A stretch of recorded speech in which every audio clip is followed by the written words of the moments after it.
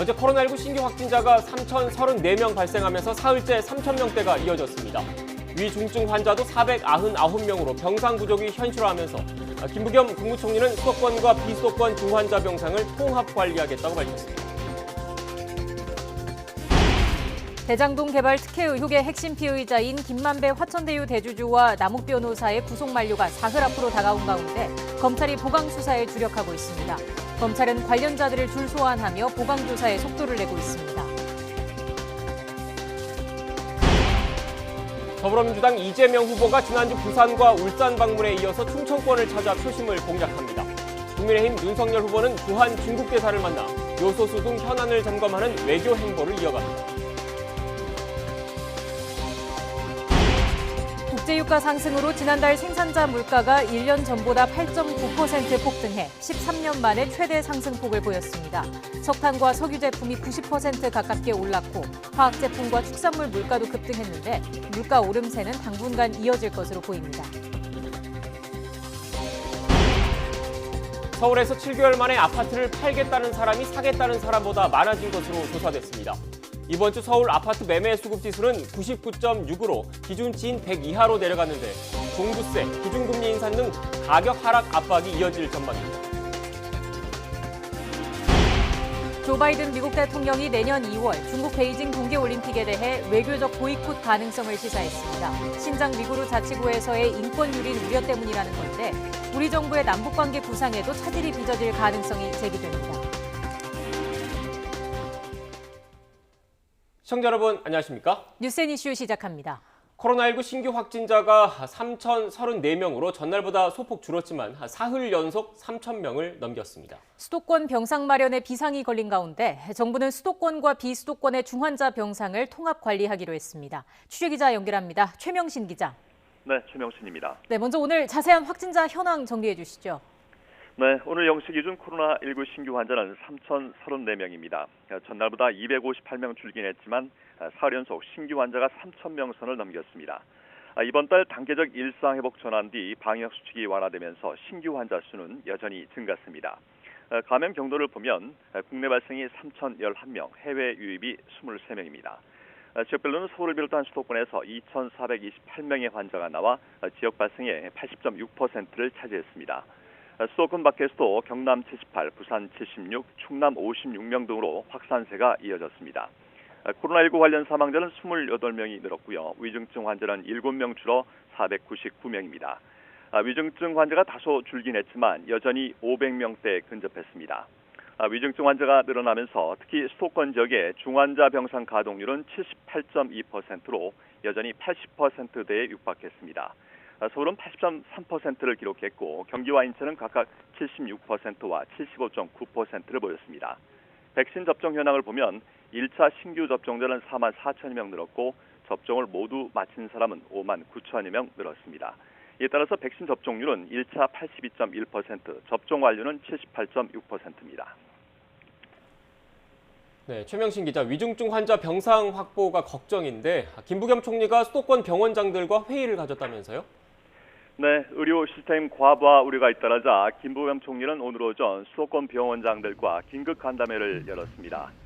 김 총리는 신규 환자 증가세와 관련해 이번 위기를 극복하지 못한다면 어렵게 시작한 일상회복 여정이 다시 멈출 수밖에 없는 것 아니냐 하는 걱정이 있다고 말했습니다. 수도권 병상 확보가 무엇보다 중요한 만큼 필요 인력과 장비를 발빠르게 지원하고 현재 확보 중인 병상들이 최대한 빨리 가동될 수 있도록 노력하겠다고 강조했습니다.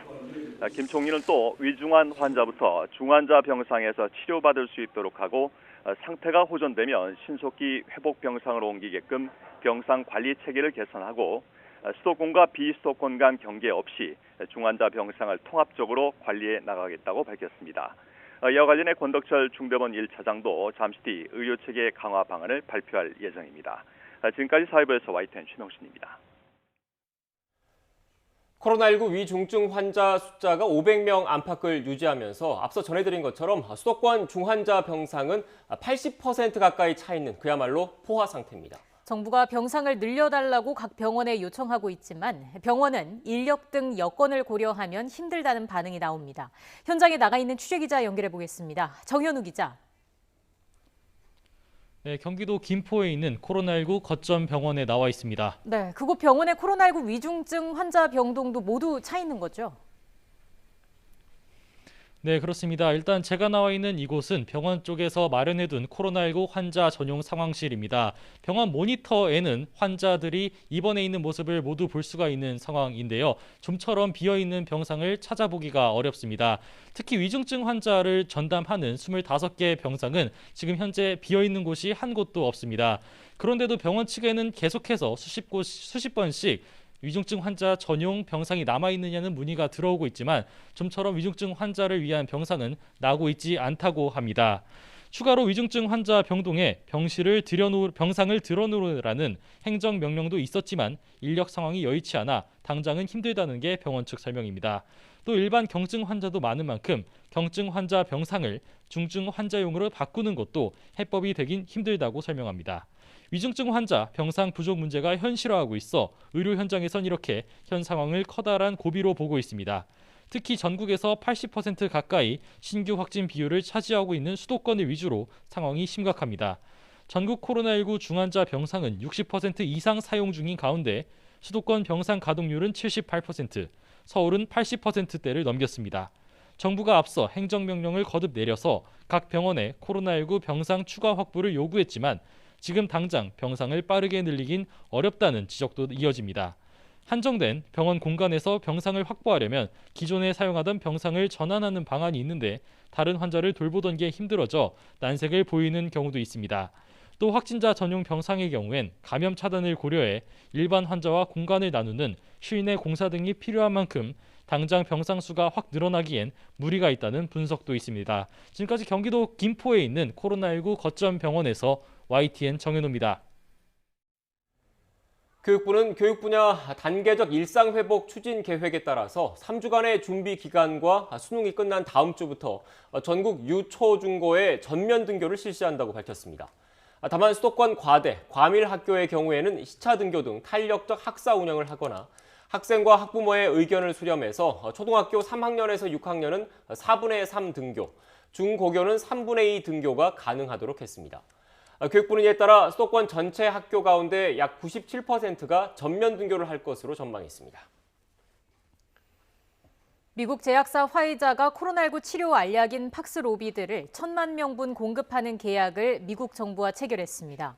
바이든 대통령은 성명을 통해 화이자의 먹는 치료제가 올해 말 공급이 시작된다면서 국민이 치료약에 쉽게 접근할 수 있고 가격도 무료가 되도록 준비하고 있다고 말했습니다. 요즘 장 보러 가면 안 오른 게 없죠. 실제로 지난달 생산자 물가 지수가 13년 만에 가장 크게 올랐습니다. 국제 유가 급등에 영향이 컸습니다. 실생활에 영향을 미치는 소비자 물가에도 비상이 걸렸습니다. 취재기자 연결해서 보다 자세한 내용 들어보겠습니다. 조태영 기자. 네, 조태현입니다. 네, 생산자 물가 지수가 폭등했다고 하던데 얼마나 오른 겁니까? 네, 한국은행이 오늘 오전에 발표한 내용입니다. 지난달 생산자 물가 지수는 1년 전보다 8.9%나 올랐습니다. 지난 2008년 10월 10.8% 오른 뒤 156개월, 그러니까 13년 만에 최대 상승폭입니다. 지수상으로는 지난 4월 이후 7개월 연속으로 역대 최고치를 갈아치웠습니다. 항목별로 보면은 공산품이 전체 물가 상승률을 이끌었는데요. 석탄과 석유 제품이 85.6%나 폭등했고 화학 제품과 제1차 금속 제품도 대폭 올랐습니다. 이에 따라 공산품 전체로는 15.4%나 생산자 물가가 높아졌습니다. 국제 유가가 워낙 빠르게 오른 데다 세계적인 공급망 병목 현상이 겹치면서 물가가 치솟은 것으로 풀이됩니다. 네, 말씀하신 대로 물가 오름세가 심상치 않은데 앞으로가 더 걱정이지 않습니까? 네, 이 생산자 물가 지수에 대해서 설명을 드리면은 생산자들이 시장에 공급하는 제품과 서비스 등의 가격을 뜻합니다. 이 제품들은 여러 과정을 거쳐서 소비자에게 공급되니까요. 시차를 두고 소비자 물가 지수에 반영됩니다. 일종의 선행지표라고 할 수 있는데요. 생산자 물가 지수가 오르면 결국 소비자의 부담도 커지게 된다는 뜻입니다. 일단 한국은행은 이번 달 들어 국제 유가 오름폭이 둔화해 앞으로 생산자 물가지수 상승세도 축소될 가능성이 있다고 보고 있습니다. 다만 경기 개선과 맞물려 수요가 늘고 있어서 물가 오름세 자체는 당분간 이어질 가능성이 큽니다. 자연스럽게 시선은 다음 주에 진행될 올해 마지막 한국은행 금융통화위원회로 쏠리는데요. 물가 억제를 위해 기준금리를 연 0.75%에서 1%로 인상하는 방안이 유력하게 거론되고 있습니다. 지금까지 경제부에서 YTN 주태현입니다.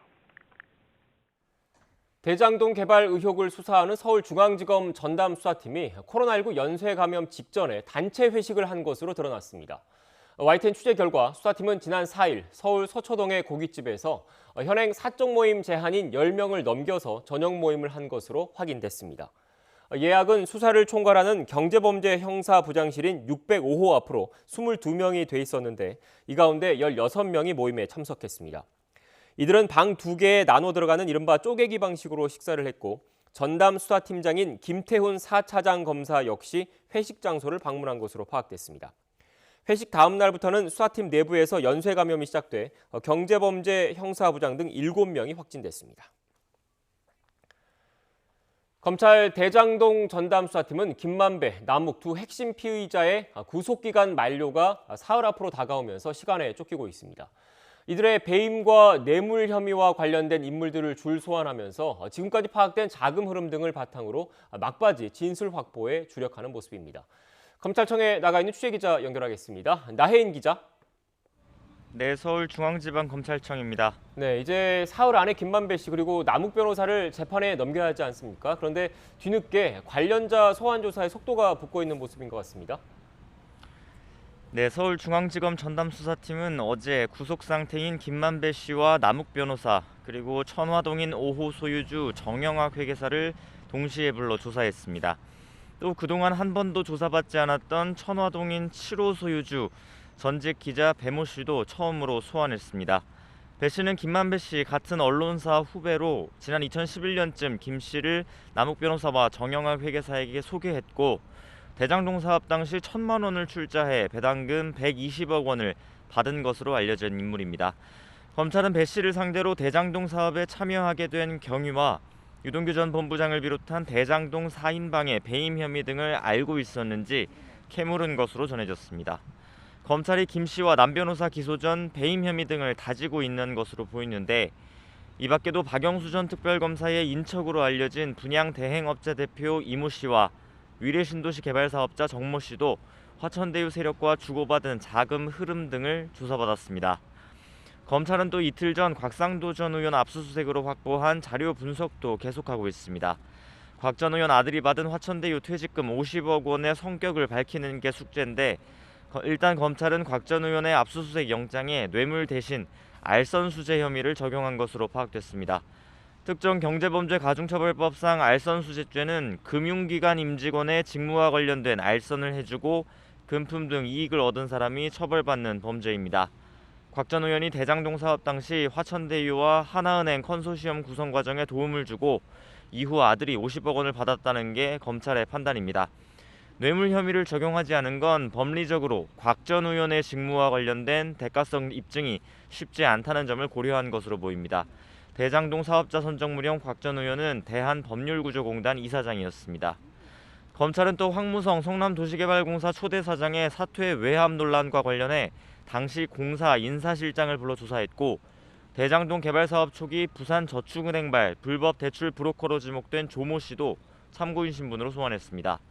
여권 등에선 지난 2011년 부산저축은행 불법 대출 수사 당시 대장동 사업 관련 대출 부분이 제대로 수사되지 않았다며 주임 검사였던 윤석열 국민의힘 대선 후보의 책임론을 제기하고 있습니다. 검찰은 오늘은 물론 주말까지 주요 인물들을 상대로 강도 높은 보강 조사를 벌인 뒤 월요일에 김만배, 남욱 두 구속 피의자를 재판에 넘길 것으로 전망됩니다. 지금까지 서울중앙지검에서 전해드렸습니다.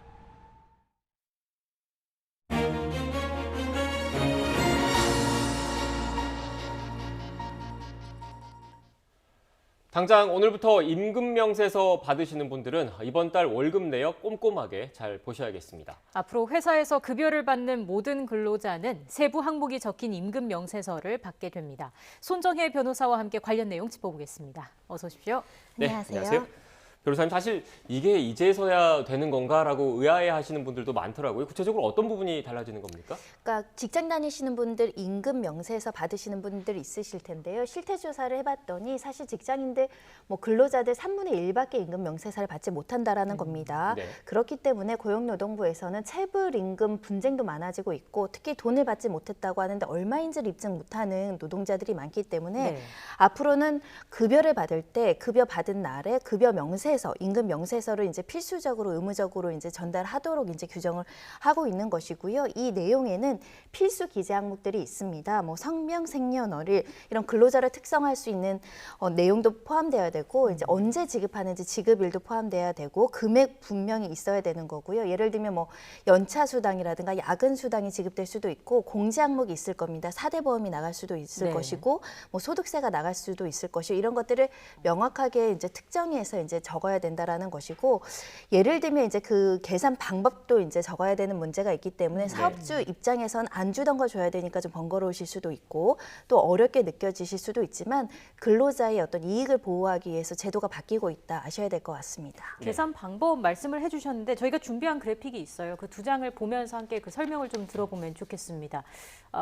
이 다음 그래픽에 이제 먼저 초단 시간 근로자이면서 시급제인 경우 이런 경우에 어떻게 계산이 되는지 좀 설명을 해주실까요? 그러니까 굉장히 쉬운 방법이죠. 사실 이거는 시간제이기 때문에 시간당 얼마가 약정되어 있기 때문에 시간과 그에 걸맞는 이제 약정 금액을 계산해서 이제 근로자에게 그런 월급을 지급한다라는 것인데 이 계산 방법을 이렇게 명시를 해야 된다라는 것이고요. 총액만 기재하면 안 된다라는 점을 말씀드릴 수 있고 예. 지금 보시는 것은 연장 근로를 했을 때는 어떻게 이제 계산을 해서 이 연장 근로에 대한 급여를 지급하고 수당을 지급할 것인가 이것도 근로기준법상 근로계약서, 연봉계약서에 맞게 작성을 해야 된다라는 부분이기 때문에 조금 더 앞으로는 이제 이런 임금 체불 사건이나 퇴직금 사건이나 관련된 분쟁에서 근로자가 스스로 어떤 임금의 범위라든가 수당의 범위를 계산하지 않고 이런 임금 명세조를 좀 간이하게 입증할 수 있는 수월성이 있습니다. 네.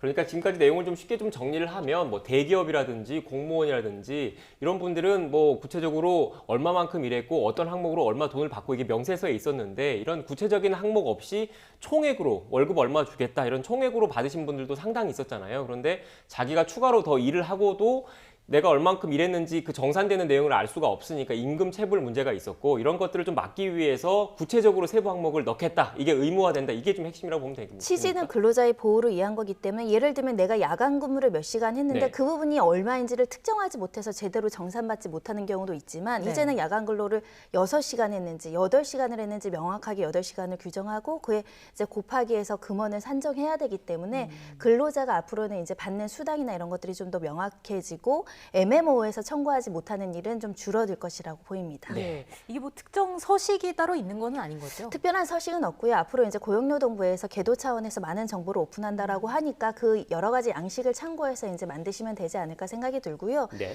중요한 거는 5인 미만 사업장에도 적용되기 때문에 네. 우리는 소규모 자영업자라서 직원이 얼마 안 돼서 이제 안 줘도 된다라고 착각하시면 안 되고요. 그렇게 되시면 이제 가태료 부과 대상이 되실 수도 있습니다.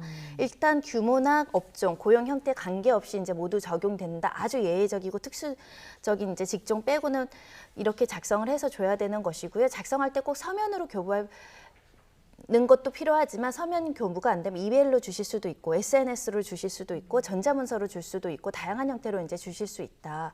그리고 이제 파트타임으로 일하는 이제 소위 말하는 아르바이트생들도 임금 명세서를 받아야 됩니다. 네.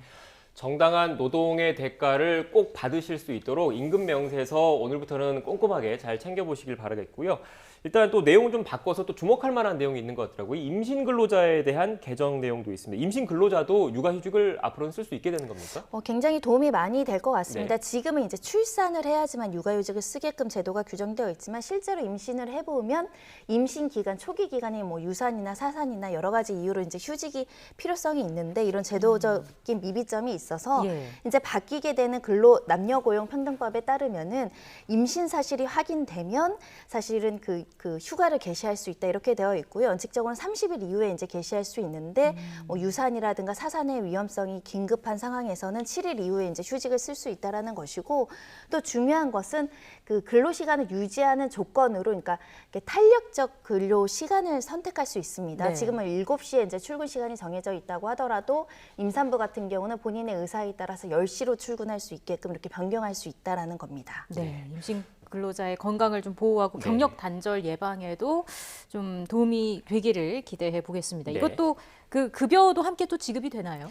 당연히 이제 동등한 조건으로 급여가 지급이 돼야 되는 것이고, 만약에 이렇게 이제 임신은 이유로 휴가를 신청했다고 해서 근로조건을 불이익하게 변경하고 한다면 이건 역시 규제 대상이 됩니다. 네. 그러니까 지금 기존에는 지금까지는 자녀 한 명당, 그러니까 어린 자녀 한 명당 2회에 걸쳐서 그 1년 정도를 쓸 수 있었는데, 이 임신 중에는 포함이 안 됐었는데, 임신 중에 그 육아휴직을 쓰는 것은 전체 1년이라는 기간 내에서는 공제, 제한하는 거는 되지만 횟수에는 포함이 안 된다, 이 말씀이신 거죠? 일단 횟수 제한은 없기 네. 때문에 상당 기간 이제 임신부를 보호할 수 있는 정책이다, 이렇게 보시면 되겠습니다. 네, 네. 알겠습니다.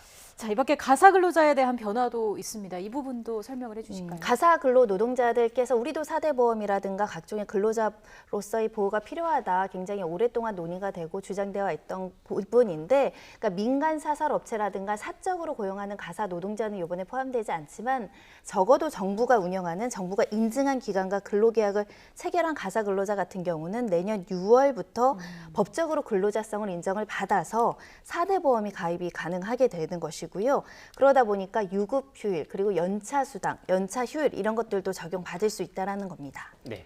그런데 이게 또 일각에서는 사각지대를 얘기하시는 것도 있더라고요. 이 조건 자체가 결국 정부가 인증한 업체에서 이 조건인 거잖아요. 그런데 이 가사 노동자분들 상당수가 어떻게 보면 정부가 인증받지 않은 영세 업체를 통해서 근무를 하고 있기 때문에 이 제도가 도입되더라도 실제로 적용받으시는 분들이 좀 적지 않을까, 이런 걱정을 하시는 분들도 있던데 어떻습니까? 양면의 모습이 있는 것 같습니다. 네. 지금 이제 정부가 인증하지 않고 사적으로 이제 근로 계약을 체결한 가정까지 이렇게 4대 보험을 체결하면 네. 부담스러워서 채용을 못해서 오히려 일자리가 줄어든다거나 4대 보험 때문에 실질적인 임금이 줄어드는 걸 또 기피하는 노동자들도 있기 때문에 좀 순차적으로 단계적으로 이렇게 4대 보험이나 이런 것들을 적용하겠다는 게 정부의 방침으로 보이고요. 네. 다만 정부가 관리하는 인증기간을 넓혀감으로 인해서, 또는 사적으로 계약을 체결했다고 하더라도 이 근로자의 어떤 보호 영역을 넓혀가는 단계 조치들이 좀 필요한 시점이 아닌가 생각이 들고요. 그래도 첫 단추로 정부 인증 기간과 관련한 가사 노동자들이 보호를 받는다면 좀 시간이 지나면 다른 분들도 이제 보장이 되고 조금 넓게 근로자성을 인정받는 시대가 오지 않을까 합니다. 네, 점진적인 제도 보완도 필요하다는 말씀이셨던 것 같고, 오늘 이 시간에는 고용 조건과 관련해서 여러 그 시청자 여러분께서 챙겨보실 만한 정보들을 쭉 정리를 해드렸는데, 관련해서 참고를 하셔서 찾아보시는 것도 좋을 것 같습니다. 지금까지 손정혜 변호사와 관련된 이야기 나눴습니다. 오늘 말씀 고맙습니다. 고맙습니다.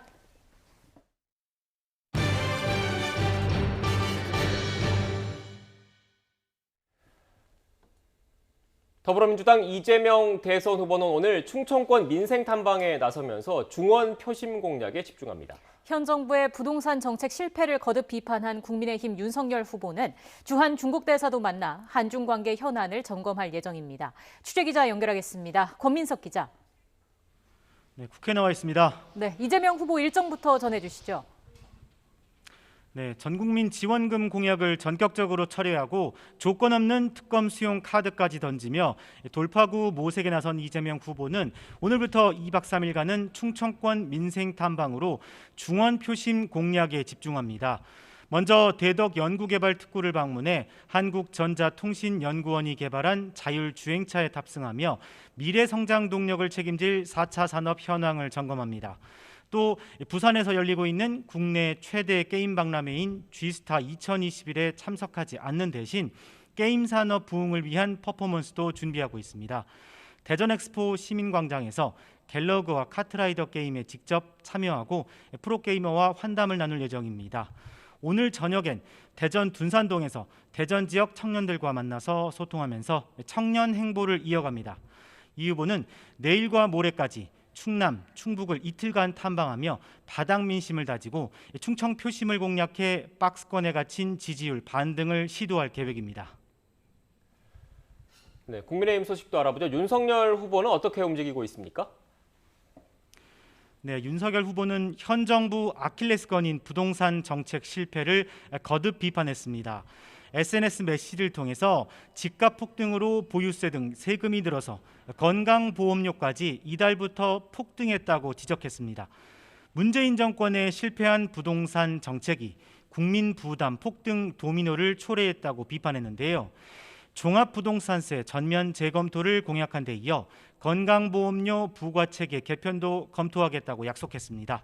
이런 가운데 윤 후보는 싱하이민 주한 중국 대사를 접견하고 요소수를 비롯한 한중 현안을 협의하는 외교 행보도 이어갑니다. 또 2021 K-펫페어에 참석해 반려동물을 키우는 시민들도 만날 예정입니다.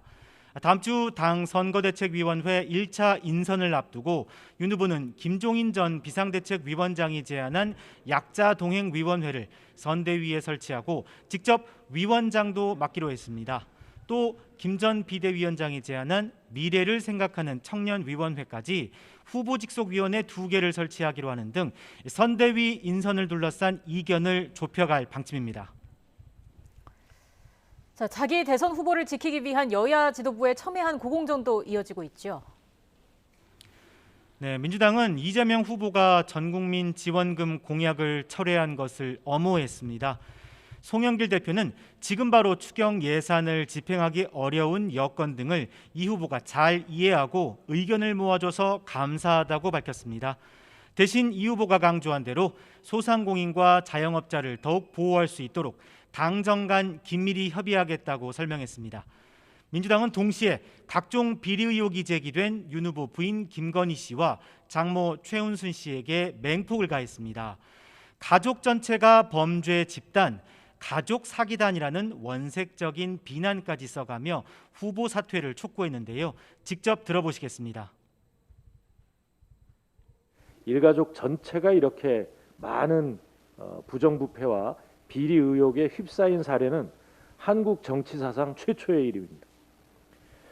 가족 사기단이라는 말이 있는데 조금도 과하지 않습니다.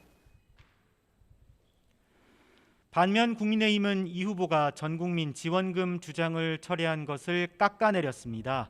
김기현 원내대표는 집권 여당이 정부의 불법 행위를 강요하다가 강력한 반대 여론에 부딪히자 태도가 돌변한 거라며 대국민 사과를 촉구했습니다. 이재명 후보는 먼저 자신의 억지 주장으로 국민들에게 혼란을 가중시키고 국정 운영을 거의 보름 동안 마비시킨 죄에 대하여 국민들에게 먼저 사과를 해야 마땅합니다. 또 전국민 지원금에 매몰돼 소상공인과 자영업자 손실보상에 소홀했던 건 민주당이라면서 관련 논의에 나서라고 촉구했습니다. 이 후보가 대장동 의혹을 밝힐 특검법을 수용하겠다고 밝힌 것 역시 만시지탄이라고 평가절하했습니다. 이어 이 후보가 조건 없는 특검을 이야기한 만큼 오늘이라도 민주당이 즉각 특검법 통과를 위해 협조해야 한다고 강조했습니다. 지금까지 국회에서 YTN 권민석입니다. 프로야구 한국 시리즈에서 KT가 2015년 1군 리그 진입 이후 7시즌 만에 첫 통합 우승을 차지했습니다. 정규리그 1위 KT는 고척돔 4차전에서 초반부터 터진 활발한 타격을 내세워 두산의 8대4로 승리해서 시리즈를 4대0으로 마무리했습니다. 황재균이 결승타를 치고 신본기, 호잉이 쐐기 홈런을 때려서 지난 2013년 창단 이후 8년 만에 챔피언이 됐습니다. 한국 시리즈에 처음 나선 KT는 역대 9번째로 1패도 없이 정상을 정복하는 팀이 됐습니다. 오늘 저녁 지구 그림자가 달의 대부분을 가리는 월식 현상이 일어납니다. 한국천문연구원은 서울 기준 오늘 달이 뜨는 시각은 오후 5시 16분으로 달의 70%가량이 지구 그림자에 가려진 채 떠오를 것으로 보인다고 밝혔습니다. 이후 약 30분 정도는 하늘이 어두워지지 않은 상태에서 월식이 진행되는 특이한 현상을 볼 수 있을 전망입니다. 특히 부분 월식에서 달이 지구 그림자에 최대로 가려지는 시각은 오후 6시 3분으로 달 지름의 97.4%가 가려지면서 개기월식이 일어난 것처럼 달의 대부분이 붉은색을 띨 것으로 보입니다. 이후 이번 부분 월식은 오후 7시 47분 달이 지구 그림자를 벗어나며 끝이 날 전망입니다. 경찰의 음주 측정 요구에 불응하고 경찰관을 폭행한 혐의로 구속 기소된 래퍼 장용준 씨의 첫 재판이 오늘 열립니다. 첫 공판은 일반적으로 공소 사실에 대한 피고인 측 입장을 확인하고 증거조사 계획을 세우는 절차가 진행됩니다. 국민의힘 장제원 의원 아들인 장 씨는 지난 9월 서울 반포동에서 무면허 운전을 하다가 접촉사고를 낸 뒤 출동한 경찰관의 음주 측정을 거부하고 폭행한 혐의로 재판에 넘겨졌습니다. 검찰이 재작년 성폭행 혐의로 고소당한 가수 김건모 씨에 대해서 무혐의 결론을 내고 재판에 넘기지 않기로 했습니다. 서울중앙지방검찰청은 오늘 성폭행 혐의로 수사하던 김 씨에 대해 불기소 처분했습니다. 검찰은 불기소 처분이 검찰 시민위원회 의결을 거쳤다며 성범죄 고소 사건임을 고려해서 불기소 이유는 공개하지 않는다고 설명했습니다. 네, 코로나19 관련 방역당국의 브리핑이 시작됐습니다. 현장으로 가보겠습니다.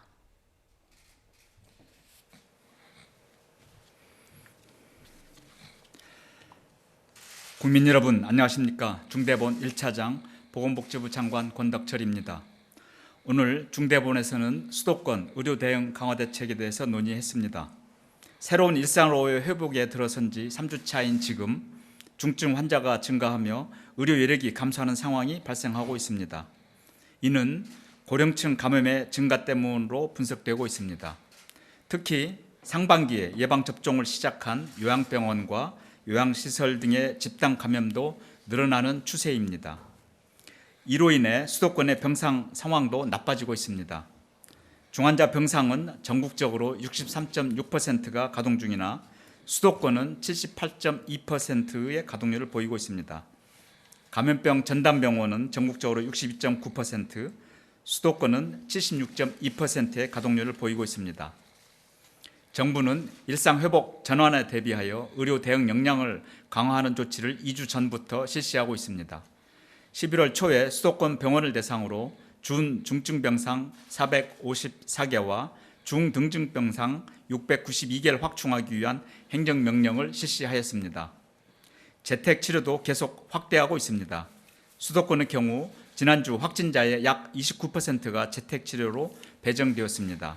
이는 9월 마지막 주의 15%와 비교해 2배 수준으로 증가한 수치입니다. 고령층과 취약시설의 추가 접종도 더 신속하게 실시하고 있습니다. 60대 이상과 요양병원과 요양시설 등의 입원 환자와 입소자에 대하여 추가 접종 주기를 4개월로 단축하였습니다. 특히 요양병원과 요양시설 등에 대한 방역조치도 강화하여 수도권 지역의 종사자에 대해서는 PCR 의무 검사를 주 2회로 확대하였습니다. 오늘 오전에는 김부겸 국무총리 주재로 대한의사협회, 대한병원협회 회장, 수도권 22개 상급 종합병원장 등이 참여하는 간담회를 개최하여 수도권 중환자 증가에 따른 의료 대응 강화 대책을 논의하였습니다. 그 논의 결과 첫째, 추가 병상을 신속하게 확보하기로 하였습니다. 이미 발령된 행정명령에 따라서 중증병상 454개와 중증병상 692개 확충을 서둘러 확보하기로 하였습니다.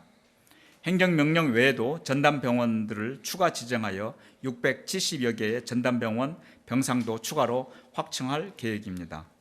둘째, 중증 환자 중심으로 병상을 좀 더 효율적으로 운영하기로 하였습니다. 각 의료기관에서도 코로나 중증 환자의 치료에 의료 인력을 우선 배정하기로 하였으며 중수본 차원에서도 중환자실 근무 경험이 있는 간호사 등의 의료 인력의 지원을 확대할 것입니다. 현재 1,312명의 의료 인력을 확보 중에 있으며 특히 중환자실 즉시 근무가 가능한 의료 인력을 505명 확보한 상태입니다. 또한 중환자실 치료가 꼭 필요한 환자 위주로 입원이 이루어지도록 배정과 평가를 강화합니다. 치료가 종료되었거나 경증 환자로서 중환자실 입원이 필요 없는데도 전원이나 퇴원을 거부하는 경우 비용을 자부담을 하는 원칙을 적용할 것입니다. 이러한 평가는 국립중앙의료원과 중환자의학회의 협조를 받아 실시할 것이며 회복기 환자의 전원에 대한 인센티브도 강화하여 의료기관에 더 도움이 되도록 제도를 운영하겠습니다. 셋째, 수도권과 비수도권의 병상을 공동으로 활용하는 등 병상의 활용도를 더 높이겠습니다. 환자 상태를 고려하며 1시간 이내 이송 가능한 지역을 원칙으로 비수도권의 병상을 적극적으로 활용할 것입니다. 또한 현장에 맞는 의료기관의 자율적 판단하에 병실당 입원 가능한 환자 수도 탄력적으로 조정할 수 있도록 허용하고 비용 지원도 확대하겠습니다. 네 번째, 요양병원, 요양시설, 정신병원과 같은 고령층 취약시설의 추가 접종과 방역관리를 한층 더 강화하겠습니다. 입원 환자와 입소자를 대상으로 추가 접종을 집중적으로 실시하여 11월 26일까지 접종을 완료하겠습니다. 접종 완료자에 한해서 허용되던 대면 면회를 11월 18일부터 잠정적으로 금지하겠습니다. 수도권 시설 종사자에 대해서는 주 2회 PCR 의무 검사와 더불어 매일 신속 항원 검사를 실시합니다. 다섯째, 재택 치료를 더 활성화하기 위해 지원을 확대하고 업무 절차를 개선하겠습니다. 재택 치료자를 관리하는 의료기관을 지역의사회 등 동네 의원들이 컨소시엄을 구성하여 참여할 수 있도록 개선합니다. 또한 응급 상황이 아닌 단기 입원 등의 경우 구급차 대신 자기차로 이동하는 방안을 검토하고 보건소별로 재택의료 관리를 위한 인력을 한시적으로 지원하는 등의 방안도 추진하겠습니다. 이를 통해서 보건소와 구급대 등의 업무 부담이 좀 더 줄어들 수 있을 것으로 생각됩니다. 또한 지자체별로 지역 의료 역량 등을 고려하며 만 70세 이상 예방접종 완료자에 대해서도 돌봄이 가능한 보호자가 함께 있으면 재택치료를 선택할 수 있도록 개선하겠습니다. 마지막으로 보다 많은 환자 치료를 위하여 이동형과 모듈형 병원 같은 특수한 시설들도 준비하겠습니다. 보다 상세한 내용은 보도자료를 참고하시기 바랍니다. 오늘 상급종합병원 간담회에서 참석한 병원장들께서 중증 환자 치료를 위해 적극적으로 협조해 이 위기를 극복하겠다는 의지를 보여주셨습니다. 또한 의료인력에 대한 보상을 강화할 필요성이 있고 장비와 시설과 같은 인프라 지원 등을 포함한 여러 의견과 건의가 있었습니다. 서울대 병원장께서는 지방 국립대 병원과 협의하여 가용 가능한 중환자 병상을 수도권 환자 치료에 사용할 것이라는 의견도 제시하였고 이를 위해 구급차와 헬기 등의 이송 체계를 협조해 줄 것을 요청하였습니다. 이에 대해 소방청에서 협의하여 이송 체계를 마련해 나갈 것입니다. 오늘 제시된 의견과 건의에 대해서는 앞으로 정부 부처 합동으로 협의체를 구성하여 의료 현장에 애로를 해소하는 방안을 마련하겠습니다. 코로나19 유행 이래 계속해서 환자 치료에 전념해 주고 계신 의료기관과 의료진, 관계자분들의 노고와 헌신에 깊이 감사드립니다. 정부는 앞으로 한 명의 환자라도 제때 필요한 치료를 받지 못하는 일이 발생하지 않도록 의료 역량을 총 집중하여 대응하겠습니다. 존경하는 국민 여러분, 일상 회복과 함께 확진자와 중환자가 늘며 어려운 상황을 맞이하고 있습니다. 그러나 정부와 국민 그리고 의료계가 힘을 합쳐 한마음으로 대응한다면 이번 고비도 안전하게 극복할 수 있을 것이라 굳게 믿습니다. 어렵게 시작한 우리의 소중한 일상 회복 과정이 중단되지 않도록 국민 여러분들께서도 방역수칙 준수와 접종 참여에 적극적인 협조를 부탁드립니다. 정부도 모든 총력을 다해 방역과 의료 대응에 앞장서 나가겠습니다. 감사합니다. 예, 지금부터 질의응답 시간을 가지겠습니다. 네, 지금까지 정부의 코로나19 관련 브리핑 전해드렸습니다. 주요 내용 간략하게 다시 한번 정리해드리겠습니다. 신규 확진자가 3,000명대가 잇따라 나오면서 확산세에 대한 우려가 커지고 있지 않습니까? 네. 이와 관련해서 방역당국은 행정명령을 통해 병상을 확충해 나가겠다 이렇게 강조했습니다. 또 수도권의 경우 지난주 확진자의 약 29%가 재택치료로 배정됐다는 설명도 있었습니다. 이와 함께 고령층과 취약시설의 추가 접종도 더 신속하게 실시하겠다 이렇게 강조했습니다.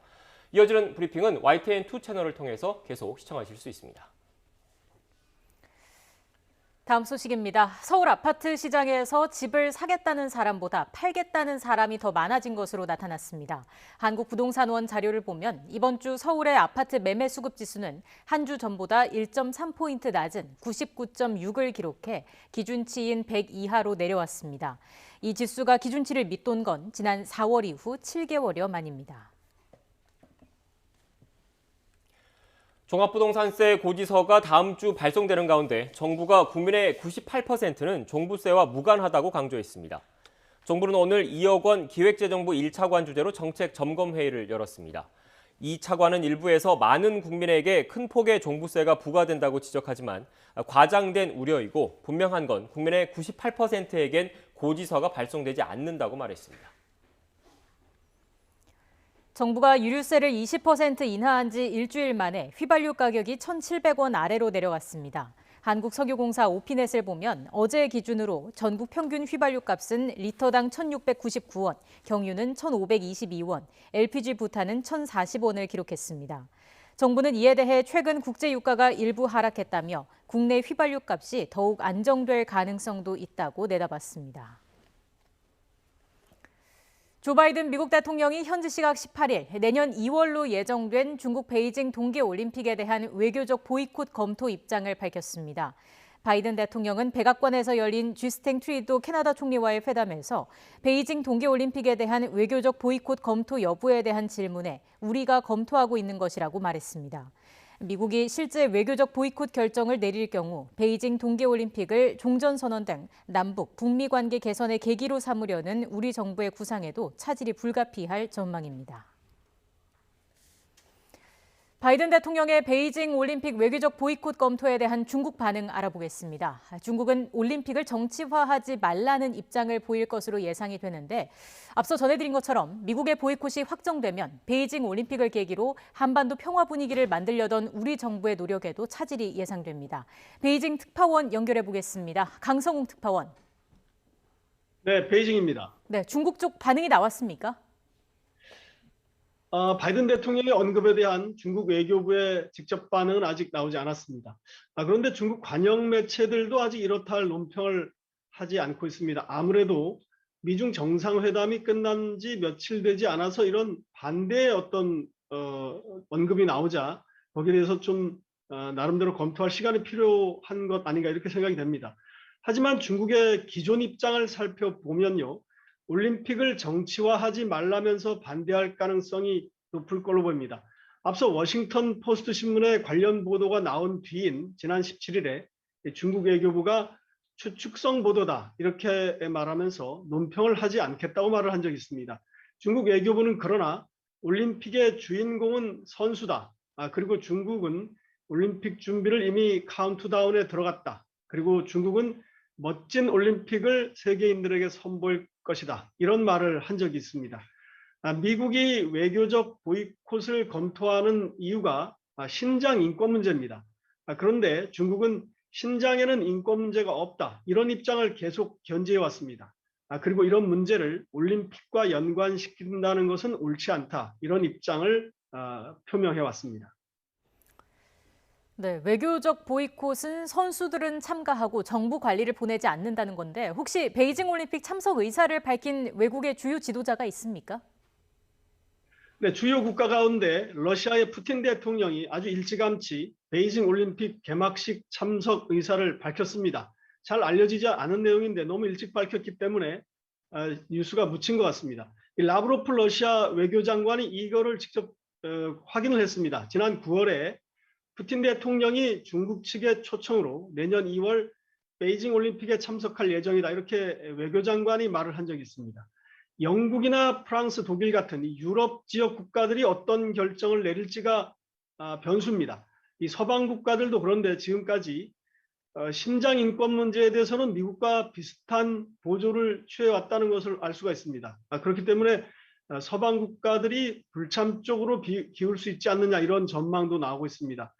EU 국가들, 이 서방의 유럽의 서방 국가들은 중국과의 경제 협력을 유지하고 발전시키려는 데 노력하려는 경향은 분명히 있습니다. 그런데 이 신장 인권 문제에서는 그동안 미국과 비슷한 입장을 취해왔습니다. 이렇게 되면 베이징 올림픽에 러시아가 참석을 하고요. 러시아 그리고 중국의 우호적인 나라들이 있습니다. 파키스탄이 굉장히 우호적이고요. 캄보디아와도 굉장히 우호적인 관계입니다. 그리고 쿠바 같은 이 사회주의권 국가들이 있는데 이런 친중 국가나 사회주의권 국가 지도자들 위주로 개막식에 참석하게 될 가능성이 있다. 이렇게 생각이 됩니다. 이 외교적 보이콧은 조금 전에 앵커께서 말씀하신 대로 운동선수들은 모두 참석을 합니다. 다만 개막식 행사에 각국 정치 지도자들을 초청해서 참석하게 하는 경향이 있는데 그런 관례들이 있는데 그런 것을 초청을 해도 응하지 않겠다는 나라들이 이제 생겨난 겁니다. 네, 우리 정부가 그동안 베이징 올림픽을 계기로 한반도 평화 분위기를 조성하려고 했는데 이거는 어떻게 될까요? 미국이 베이징 올림픽에 대한 외교적 보이콧을 최종 확정한다면 이 베이징 올림픽을 남북 간 대화 그리고 한반도 평화의 계기로 만들려는 우리 정부의 노력에도 차질이 빚어질 걸로 보입니다. 미국 쪽에서 정부 쪽 관리가 참석하지 않을 경우 우리가 추진하는 정치적인 종전선언 이런 것을 포함한 관련 행사가 성사되기가 좀 어려울 것이기 때문인데요. 베이징 올림픽 기간에 한반도 평화 관련 행사가 있다면 사실 북한 측에서도 누가 나와야 됩니다. 주요 인사가 참석을 해야 하는데 이 부분도 아직 별다른 반응은 없는 걸로 저는 알고 있습니다. 다만 최근에 중국의 차관급인데요. 우장하오 중국 외교부 부장 조리가 베이징에서 우리나라와 북한 대사를 12일 간격을 두고 잇따라 만났습니다. 그래서 중국이 어떤 모종의 역할을 준비하고 있었던 것 아닌가 이런 해석을 낳고 있는데요. 이 부분도 이제 어떻게 될지 조금 달라질 수도 있습니다. 하나 우리가 예를 들어보면 앞서 평창 올림픽이 우리나라에서 열렸는데요. 당시에 많은 사람들이 기억하겠지만 펜스 미국 부통령이 직접 평창에 가서 개막식에 참석을 했습니다. 그리고 그 자리에 같은 좌석은 아닙니다만 조금 거리를 두고 북한에서는 김여정 부부장이 직접 평창에 와서 개막식에 행사에 참석을 했는데 이때 한반도 평화 분위기를 서로 띄우는 이런 역할을 한 적이 있습니다. 자, 각국 지도자가 베이징을 방문할 경우에 중국식 고강도 방역이 어떻게 적용될지도 궁금합니다. 어떻게 되겠습니까? 네, 저희 이 베이징에 있는 취재진들도 이것이 굉장히 궁금한데요. 베이징 올림픽 조직위원회는 선수단과 취재진 등에 대한 방역 원칙은 1차로 밝혔습니다. 간단히 말하면 폐쇄 관리라는 말로 정리가 될 수 있는데요. 백신을 접종한 사람들에 한해서 격리를 면제해 줍니다. 3주 격리를 면제해 주고 대신 이들이 백신을 맞았다 하더라도 공항 입국에서부터 버스로 대절을 해서 경기장과 숙소, 식당 이런 곳에만 한정된 공간에만 체류를 하고 경기가 끝나면 곧바로 역순으로 공항으로 가서 출국하는 이런 형태입니다. 이것을 이제 폐쇄 관리라고 부르는데 그런데 각국의 지도자들이 입국할 경우는 어떻게 될 거냐 하는 문제가 남아 있습니다. 이 부분은 선수단과 대표단과 상관없이 중국 정부가 초청하는 것이기 때문에 별도의 어떤 방역 그리고 별도의 관리가 있을 거다 이렇게 알고 있습니다. 그런데 중국 정부가 이에 대해서 어떻게 할지를 아직 밝힌 적은 없습니다. 아마도 선수와 취재진 등과는 구별되는 또 다른 한정된 공간, 즉 공항에서부터 전용 버스나 전용 차량, 그다음에 어떤 개막식이 열리는 한정된 제한된 장소에만 머물다가 바로 귀국하는 이런 형식이 되지 않을까 생각을 하는데요. 이것은 또 다른 정치적인 폐쇄 관리다 이렇게 부를 수가 있을 것으로 예상이 됩니다. 네, 지금까지 베이징에서 YTN 강성웅입니다. 캐나다 서부를 강타한 홍수로 1명이 숨지고 3명이 실종됐습니다. 브리티시 콜롬비아 주 당국은 500년 만의 재난이라면서 주 전역에 비상사태를 선포했습니다. 김진호 기자입니다. 어디가 도로이고 어디가 밭인지 구분이 안 됩니다.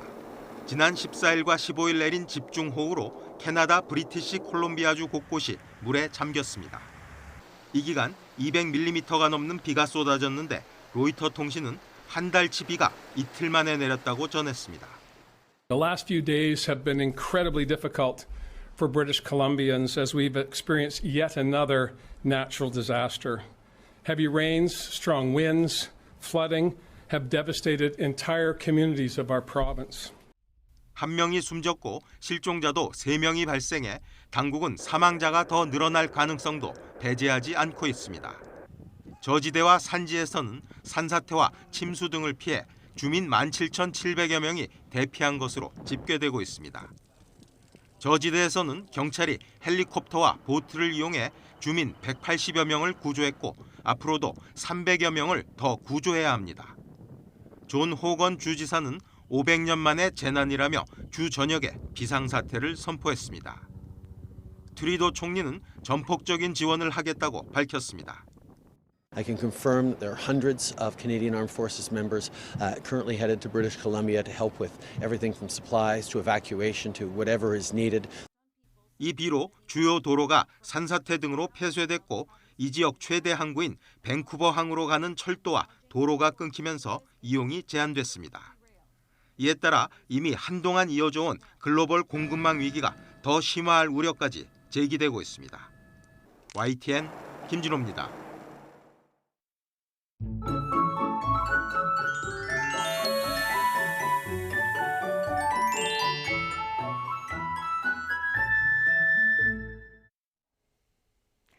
오늘도 포근한 늦가을 날씨가 이어지겠습니다. 다만 내일까지는 일교차가 크게 벌어져서 주의가 필요한데요. 환절기 옷차림에는 각별히 주의하셔야겠습니다. 이렇게 날씨가 포근해지니 연일 미세먼지가 말썽입니다. 오늘 전국의 초미세먼지 농도는 나쁨 수준을 오르내리겠습니다. 낮 동안 중부지방에는 빗방울이 떨어지는 곳이 있겠고요. 오후에는 점차 맑은 하늘이 드러나겠습니다. 오늘 낮 기온은 어제보다 1, 2도가량이 더 높겠는데요. 서울의 한낮 기온은 17도, 대전은 18도, 대구는 19도, 부산은 무려 20도 선까지 크게 오르겠습니다.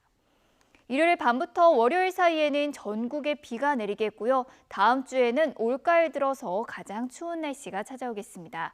특히 충청과 호남 지방에는 주 중반까지 많은 눈이 내릴 것으로 예상되고 있습니다. 지금까지 날씨 정보였습니다. 뉴스앤이슈 2부는 정치권 소식으로 문을 열겠습니다. 저희는 잠시 뒤에 뵙겠습니다.